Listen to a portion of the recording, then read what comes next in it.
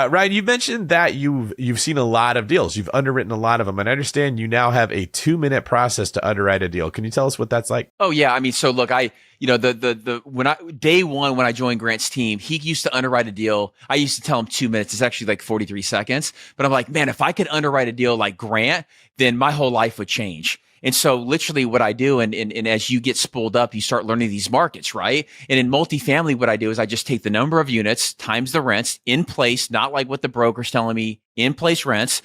And then I just use the occupancy of like 94 or 95%, depending on the marketplace. And then I just use rough numbers like, okay, my expenses typically in Florida on the East Coast are between 40 and 45%. On the West Coast are 30. And so I just, okay, this is what my NOI is going to be based on. Here's the income minus the expenses. Here's my NOI. And so I can solve for, like on these bigger deals, they all trade at a cap rate. And so I literally can underwrite a multifamily deal, 300 units within 2 minutes. And it gives me so much power because now I'm communicating to the broker that I've got, number one, speed. Number two, I know if it's a good deal or a bad deal. So I don't waste a bunch of time on bad deals. But I've learned that from Grant, and I highly encourage people, if you're listening, learn how to underwrite really quick, identify bad deals, move them away from you as fast as possible. So that way you could focus on really good deals. You know, I got to give you some props, man. I've been asking every single multifamily operator that I know for something like that for years. And none of them will, because if they leave their spreadsheet, they get separation anxiety. They can't handle it. We have that with single family houses. It's called the 1% rule. It basically, you throw out everything that isn't, it doesn't have to be exactly that. It has to be close to it. And then as interest rates are low, you can get further away from a full 1%. But as they go up, you got to get closer. And then I also learned that the higher price the asset is, the less dependent it is on the 1% rule. So a 50,000 house better rent for $500 a door, but a $900,000 house doesn't have to bring in $9,000 a month just to cash flow positive. We're not saying it's a good investment, but that's because I've seen enough of them that those patterns jump out. And you're basically saying, I've seen enough of these houses that I know expenses are X over here and Y over here. And it all goes in the algorithm of your brain. And you could spit out an NOI that lets you say, all right, if we're trading at a 6 cap based on this NOI, hey, this is the ballpark we're going to be in. Can we play ball? And if they go, no, it needs to be something. All right, we're done. We're moving on. Not running it through a 3-hour process of putting it into a spreadsheet. You're so spot on, David. And also the 1% rule, I still use it in today's market. Like I looked at a deal today. It was 140 units. They wanted, it was like 240 grand, and rents were, it was like $1,900. And so I'm always looking at that 1% rule, because I always know that if I can meet the 1% rule, I'm going to buy every deal. If a unit's 100 grand and I can get $1,000, I'm buying it. Put it under contract, write an LOI. Let's move on. I'll figure out the expenses, all that stuff later. But I just know, and also the bigger the deal gets, the less you have to be to the 1% rule. Same thing else, but you have a little bit more slack when it gets bigger because you get economies of scale. Can you just define the 1% rule for anyone at home that doesn't know exactly what that is? Yeah. So if I buy a house for 100 grand, I need to get $1,000 per month in rent. Gross, not profit. Gross. Awesome. Well, it's encouraging to hear that applies at the unit level of the apartment complex. So for clarity's sake, we're not saying if you buy it for $100 million, it doesn't mean it has to bring in $1 million every single month. What we're saying is the door count here.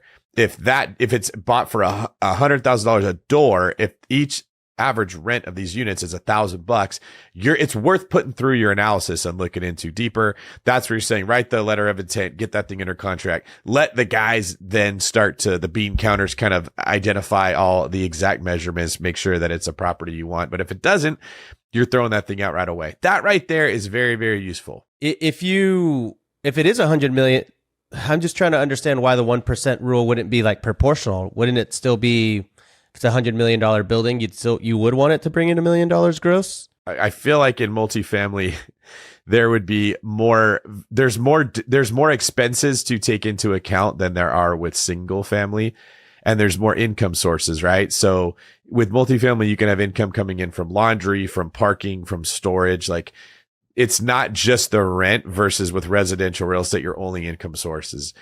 That's true, though. That makes sense. Yeah. When we're spitballing how something feels to us, it makes sense in our head. But if you have to articulate how you got there, you almost got to pull apart the algorithm of your own brain to be like, why did I think that was a bad idea?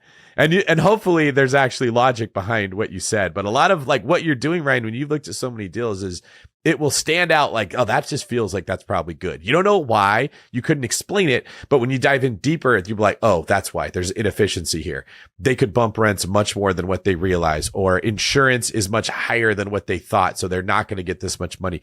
Sometimes you don't know exactly why it feels right, but you know that it does. Yeah, exactly right. And to your point, David, like the income and the rent is one thing, but then you also have like utility reimbursements, you got other income, and those are really big numbers on multifamily. That's why it doesn't have to meet and match the 1% rule on like the door count.